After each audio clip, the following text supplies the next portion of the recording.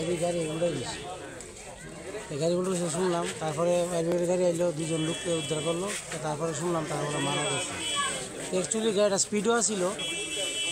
আমার কাছে যদি কভার ডিনটা থাকতো, কভার ডিনটা থাকলে গাড়িটা তোমার বাড়ি গিয়ে ধাক্কা লাগলে কারো বাড়ি গিয়ে কভার ডিনে না কারণে আজকে মরেছে। কারণ লকডাউনের সময় একটা ছেলে বাইক নিয়ে মারা গেছে, পুইরা মারা গেছে।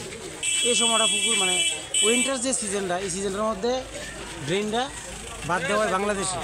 জলটা জমা জায়গা, জলটা জমা লাগে তোমার গাড়ি হোক বাইক হোক, এমন হইলে যে ঘটনাটা হয় কি যে জলটুকুটু বয়ে জায়গা, তারপরে কি বাঁচতে পারে না, জলটা তো নোংরা হয়ে থাকে। তার লাগে আমি মনে করি যে কভার ড্রেনটা হইলে যে কোনো অ্যাক্সিডেন্ট থেকে মানুষ বাঁচা যাবে। গাড়ি এখানে ট্রেনের মধ্যে উঠে গেছে, আমরা আসি ফায়ার সার্ভিসে তারাও আসে, গাড়ি থেকে দুজনকে রিকভারি করে হসপিটালে নিয়ে আসে। এর মধ্যে কারোর পরিচয় পাওয়া গেছে কি?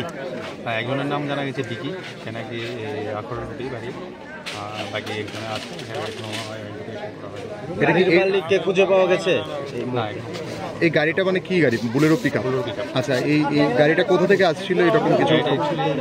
ওয়েস্ট বেঙ্গল সাইড থেকে বর্ডার দিকে আছে। আচ্ছা, আর এই জায়গাটার নাম পিএসসি। কয়জন মানে যারা আহত হয়েছে মানে তাদের অবস্থা এই মুহূর্তে কেমন? এখন হসপিটাল আছে, আমাদের লাস্ট খবর পাওয়া যায়নি, তো দেখা যাবে। সর্বমোট কজন ছিল? দুজন ছিল। দুজন।